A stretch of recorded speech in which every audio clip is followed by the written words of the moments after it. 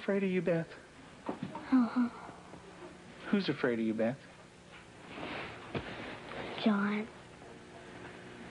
Your brother.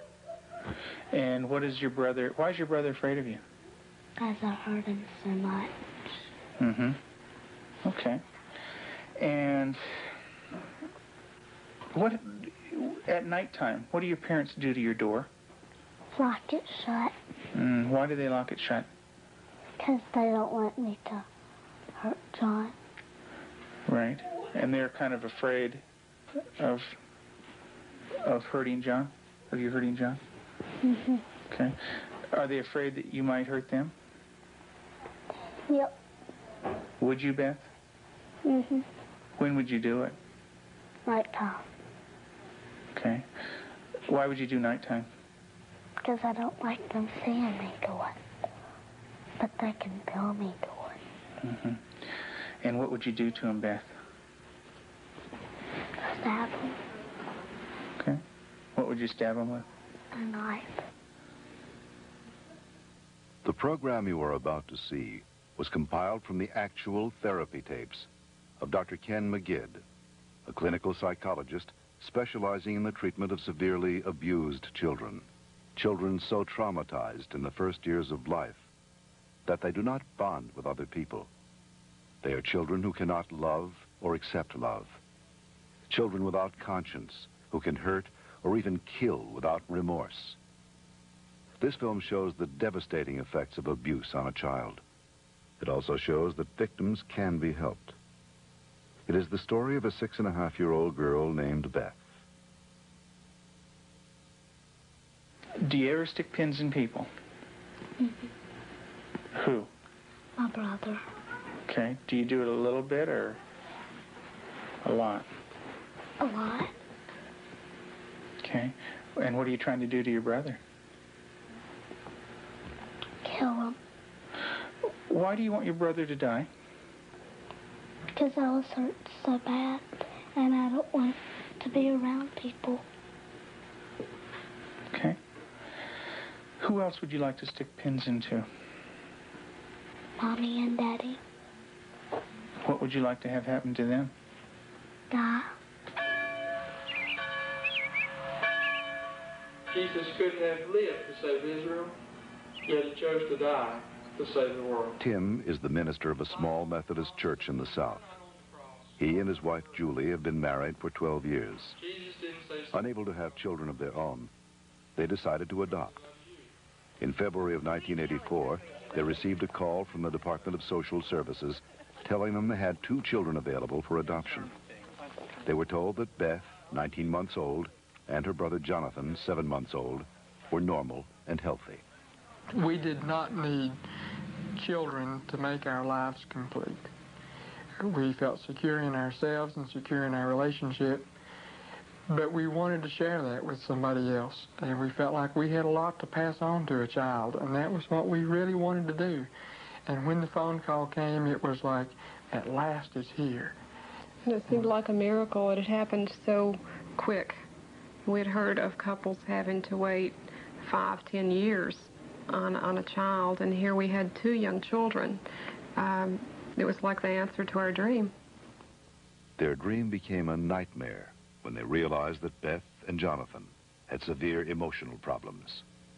We had the kids with us, Beth and her younger brother John, for probably a couple of months until we began to learn something about their background and their past. And when we learned it, some things seemed to fall in place about her behavior and John's behavior. From several sources, we discovered that they didn't have enough food to eat. That perhaps even Beth went all day maybe with just a box of Kick cereal.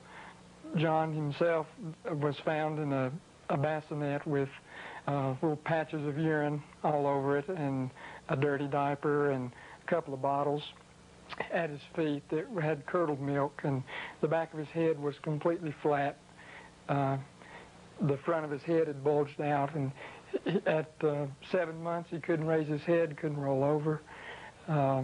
He was just had no stimulation, and we think perhaps that had happened to Beth, and it wasn't very long until she began showing some signs of perhaps even some abuse. There was a nightmare that she had, and the nightmare was about a man who was falling on her and hurting her with a part of himself. Tell me about your birth father. What was that nightmare like? When he touched my vaginas Okay. until it bled, hurt it a lot until it bled, and wouldn't feed me a lot. He'd hit on me, wouldn't be very nice to me. How old were you? 1. And in your nightmare, what happens? I get real scared. Where are you in the nightmare? What happens in the dream? I'm in the house, upstairs. And then what happens, Beth? When he comes upstairs and, hurt. How do you feel when you talk about this? Scared. Like, Where's your birth father? What's he doing? he's right there, and there's his hand. His hand's right there. Where? Right there. You can't hardly see it because it's green. What's it touching? My vaginas. And what is your birth father doing? Hurting it. Your face looks sad. Can you tell me about that? It's crying because there's dots of the tears. Beth had endured severe neglect and abuse as a child. Her birth mother died when she was 1. Because of these early childhood experiences, Beth never developed a sense of conscience, love, or trust for anyone. The early sexual abuse by her birth father would cause her to exhibit inappropriate sexual behavior, especially toward her brother. Does your brother have private parts?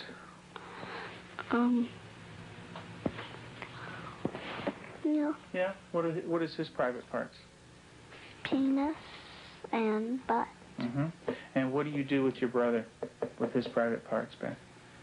I heard it. Tell me about it. What do you do? Well, I pinch it, squeeze it, kick it. When you do things to your brother's private parts, what does he say? Stop. Okay, tell me that. Well, he says stop, but I don't stop. Do you hurt him? A lot. Okay. And would you like to do that to other boys? When I caught her with Jonathan one morning, she was molesting him. He was crying and his pants were down, and I said, Beth, what's happening? And she said, I pulled his penis and put my finger up his anus. And I said, didn't he say to stop? And she said, yeah, he did.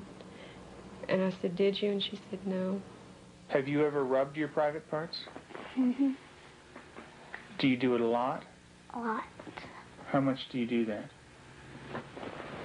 Not every single day, and that's until I did it every single day until it got real bad and messed up, and I had to go to the doctor, and I did not like it. What do you mean by real bad? Well, it looked real raw, got all kinds of boo-boos on it, germs, a lot of stuff from my hand. And it bled? She started to masturbate at inappropriate times. I remember one time